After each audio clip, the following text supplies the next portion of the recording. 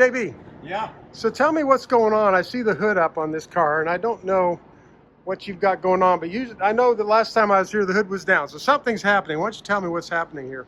Well, we have a gentleman who's seriously considering buying it. We didn't envision selling it because it is so rare, and the 38 coupes are kind of considered to be the cream of the cream in the Zephyr bunch. Okay, so this is a Lincoln-Zephyr 1938. V12 Lincoln-Zephyr coupe. Probably one of the prettier cars ever built, and very few survivors. This is one of them, obviously, and I originally bought it to restore for myself, and recently we decided that we were going to sell it and then restore it for someone who is interested. So that's our plan right now. Okay, so you're gonna have to help me out understand. This looks so far away from being restorable to me. Of course, I've never restored an old car like this, so I don't know a lot. But I'd love for you to explain to me how what looks like this is basically a shell. There's no windows. There's dents. There's bullet holes. There's bullet holes in the door. This is an assassination attempt, and we're going to stick to that story. Okay.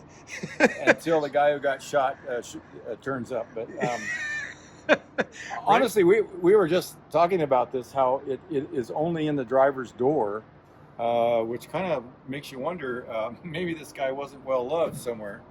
But in any case, that could have been a long, long time ago. In our world, this is actually a pretty good car to begin with. A very good car, actually, for a simple reason. It's from the West, so it doesn't have a lot of rust in the floors. Up underneath, we don't have a lot of cancer to have to deal with.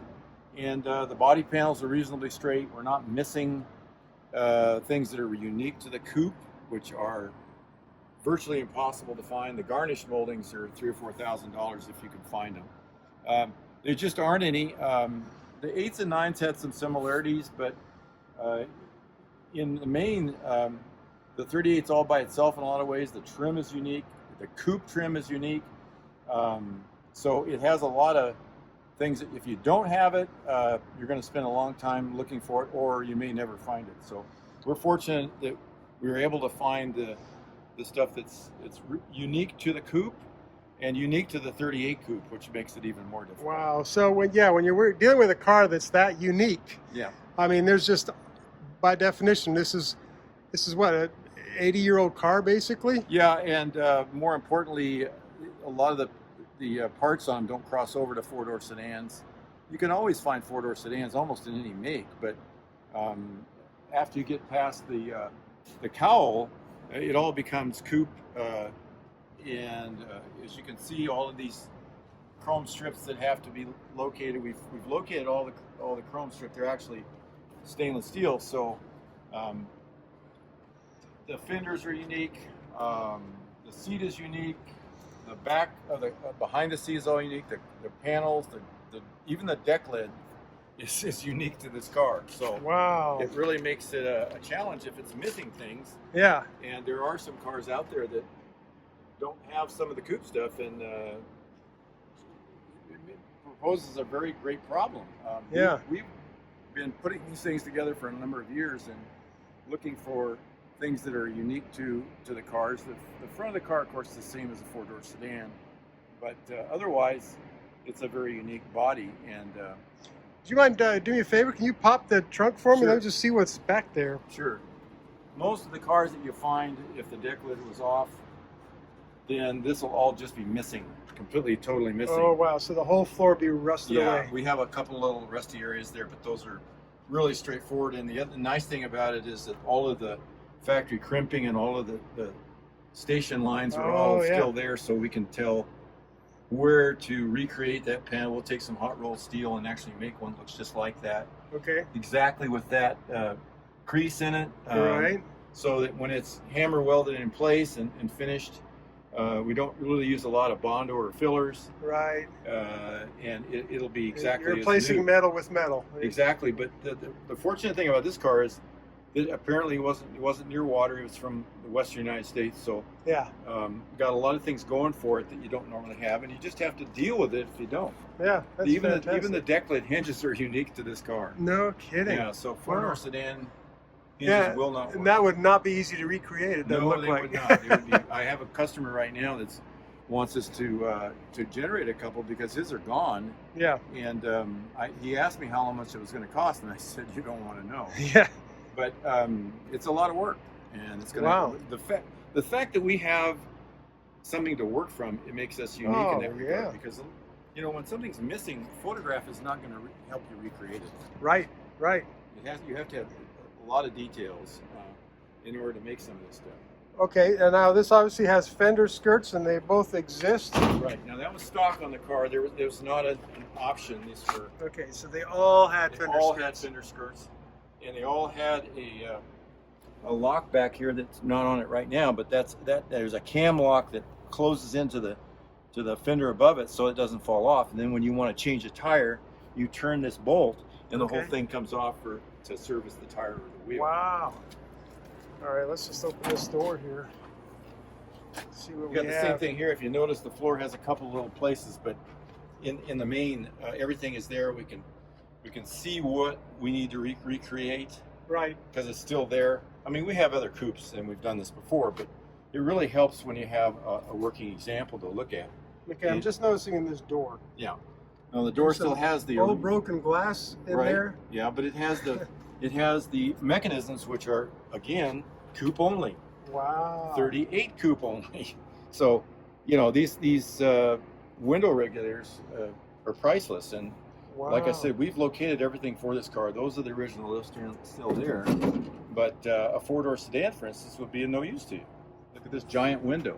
Yeah. And we have special Garnish moldings for it Wow. that are unique to this car. I just saw a pair of these for sale for $3,500. So just for the Garnish molding, $3,500. $3,500 for and they're wrong. It's the thing I love about the internet. Yeah. There's nobody checking. Right. So, Okay, and I interrupted you. You were telling me about the seat. So the seat's yeah, also the seat's also unique to the coupe and convertible. And fortunately, we have this one for a pattern, so we can see exactly how the stitching runs. And now in our world, we normally don't use the factory arrangement on the seats. In fact, we did the 39, of course, that everyone's seen probably. And what we do is we do something that's period correct, but of a more modern style, a little bit more comfortable. These seats are not terribly comfortable, and we tie that into the door panels. The door panels also need to be period correct, and we've recreated those. And we're going to use those again on this car. Gotcha. And what about the dash part of the interior? The Waterfall Dash is what makes Lincoln-Zephyrs really, one of the ways it makes them really unique in the sense that they had this beautiful waterfall affair. Remember, cars prior to this, the dash was just straight across. There was no tinning piece to roll down to the floor, and they did that because they wanted to integrate the heater. They wanted to integrate the shift mechanism, which is very unique to the 38 and 9s, and get it all up in there where you couldn't see it and you didn't have to look at it. In other cars, of course, you notice there is no apparent shift mechanism. In 40, they switched to a column shift, which was kind of more the norm at that point. But this had a very unique shifter and a very unique transmission, and they're unique to these cars, and they're extremely rare and hard to find. And what about the finish on the dash? Well, the dash was pretty plain. I mean, when we do them, we normally strip them down to white metal, and then we put a base coat on it and a grain coat and then a clear coat, and it creates a wood grain effect that was very common in the day. Why these cars didn't come with it is a mystery. Even the Garnish moldings were wood grain, but somehow or other they fell short. As far as I'm concerned, they didn't actually wood grain the dash, but we do it, and the effect is really dramatic. Wow. So it makes it a lot prettier. Well, a lot more I see there's correct. definitely some work ahead on this thing. Wow. Okay. Yeah. This is a really good example. I mean, I could show you some that look like they were dragged out of a wash, And, right.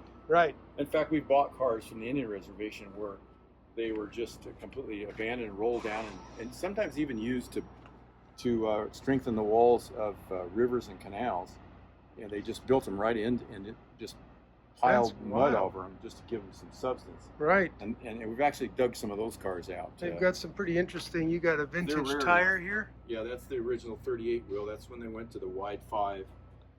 Later they went to a more conventional wheel, but that's another reason why people like 38s, because it has this artillery wheel. Huh. And it's just a more intricate wheel than the 39. 39 is pretty plain looking. Okay, so when you say wide 5, that's the 5 lugs. Yeah, exactly. That are very far apart. This was a Ford kind of a thing that anything coming out of Ford. This is not a Ford, but it's a Lincoln, of course. So it was built in a different factory. But the influence of some of the mechanical things that were done on Fords were also used on Lincolns. Huh. Similar, but not the same. And of course, we're gonna have to fill this engine bay with something. Yes, indeed. You got some work to do here. This is where the 12 cylinders go. 12 cylinders. Yes. Wow. And if anyone, unfortunately, some of these cars got converted. In fact, this car was one of them. If you look down on right in front of the steering box, you'll see a piece of angle with a hole in it. Right. That tells you that somebody converted this to a flathead V8. Ah, okay. They were it was probably out in the country, and they couldn't get anybody to rebuild the V12, so they. That represents a simplified engine mount there. It's just easier to steal a motor than it is to build one. Yeah, right. And we'll get rid of all of that and put it back the way it was. Wow. With the V12 mounts and all of that.